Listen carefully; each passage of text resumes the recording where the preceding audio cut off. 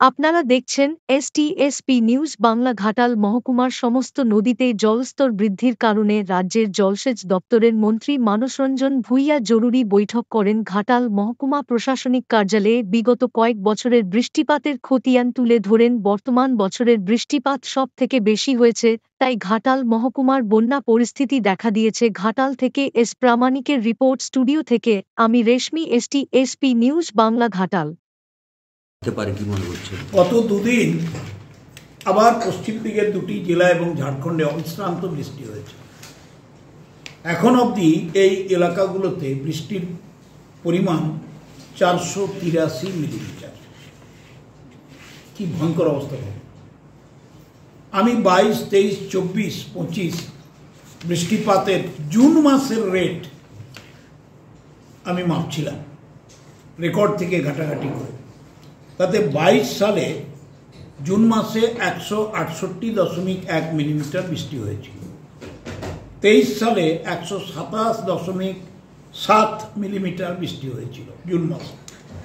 24 সালের জুন মাসে 99.5 মিলিমিটার বৃষ্টি হয়েছিল। আর জুন মাসের 26 তারিখ অবধি এবছর 25 সালে 260.4 মিলিমিটার বৃষ্টি হয়েছে। আর কিউমুলেটিভ এফেক্টে এই জোনটাতে 483 মিলিমিটার বৃষ্টি হয়েছে। অস্বাভাবিক, কোনোদিন হয়নি জুনের ফার্স্ট হাফ। স্বাভাবিকভাবেই বুঝতে পারছেন আমরা তো প্রকৃতিকে চেন দিয়ে বেঁধে রাখতে পারবো না। তার উপর এই ডিভিসির হু করে জল ছেড়ে দেওয়া, রাজ্য সরকারের সঙ্গে কথা না বলে।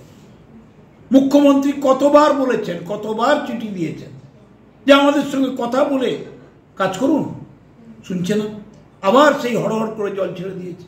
তার এফেক্ট এদিকে উড়িষ্যার গালুডি সেই জল ছেড়ে দিয়েছে সুবর্ণরেখা। ওইদিকে তেনুঘাট ঝাড়খণ্ডের কন্ট্রোলে, বেঙ্গলের কন্ট্রোল নেই, তারা জল ছেড়ে দিচ্ছে।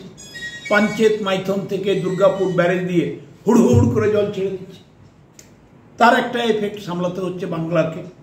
মুখ্যমন্ত্রী এই কথা বারে বারে বলেছেন। গত দুদিন আবার ঝাড়খণ্ড এবং পুরুলিয়া বাঁকুড়ায় প্রচণ্ড বৃষ্টি হয়েছে, প্রচুর। এখানেও টুকটুক করে হচ্ছে। তার এফেক্টে আজকে বেলা 11টা অবধি আমরা ঠিক ছিলাম। আমাদের দেখুন বেলা 11টা বিলো গেজ ছিল। 11টার পর থেকে জলটা একটু বাড়তে শুরু করেছে। আপনারা জানেন যে ডেঞ্জার লেভেল হচ্ছে 15.08 মিটার, এক্সট্রিম ডেঞ্জার লেভেল হচ্ছে 15.69 মিটার,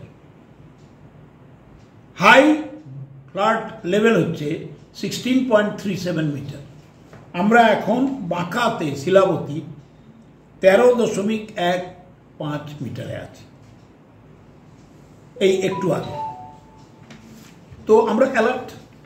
আমি আজকে হুল দিবসে জেলার প্রোগ্রামে ছিলাম ডেবরাতে সবঙ্গে। ডিএম সাহেবের সঙ্গে কথা বলার পর বুঝতে পারলাম জলটা বাড়ছে, চন্দ্রকোনার দিকে আসছে, শিলাবতী বয়ে আনছে। 11টার পর থেকে একটু একটু একটু একটু করে বাড়ছে বাঁকা পয়েন্ট আর গাদিঘাট পয়েন্ট। তো এসডিও সাহেবকে বললাম যে এসডিও সাহেব, আমি তো এখন ডিএম সাহেবের চেম্বারে আছি, কন্ট্রোল রুমে প্রায় 2 ঘন্টা আমরা সারা জেলা অ্যানালিসিস করেছি, ঘাটাল সমেত সব লাইন ডিপার্টমেন্টকে রেখে। তো আমি আবার যাচ্ছি। এসডিও সাহেব বললেন, স্যার আমি তো আছি অফিসে। নিরলসভাবে খেটে চলেছেন এসডিও সুমন বিশ্বাস ঘাটালে।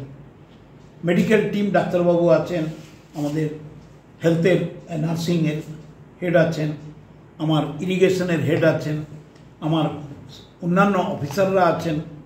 এসডিআরএফ চলে এসেছে, নৌকো স্পিডবোট পাঠিয়ে দেওয়া হয়েছে আবার চন্দ্রকোনা 2-এ। চন্দ্রকোনা 1-এর দিকে আমরা নজর রেখেছি। যদি জলটা কমতে থাকে আমরা বেঁচে গেলাম, মানুষ বেঁচে যাবে। জলটা যদি বাড়তে থাকে, আবার কিছু হড়হড় করে জল ঢুকবে, তাহলে আমাদের সব রকম ব্যবস্থা নিতে হচ্ছে। স্বাস্থ্য রেডি, খাদ্য রেডি, রেস্কিউ টিম রেডি, পানীয় জল ready, police ready, disaster management ready, SDRF ready, আমার নির্বাচিত প্রতিনিধিরা রেডি। শঙ্করবাবু আছেন, জেলা পরিষদের মেম্বার, প্রাক্তন বিধায়ক আমার আশিসবাবু আছেন, আমাদের নেতা, এবং জেলা পরিষদের সেচ সমবায় কৃষি কর্মাধ্যক্ষ এবং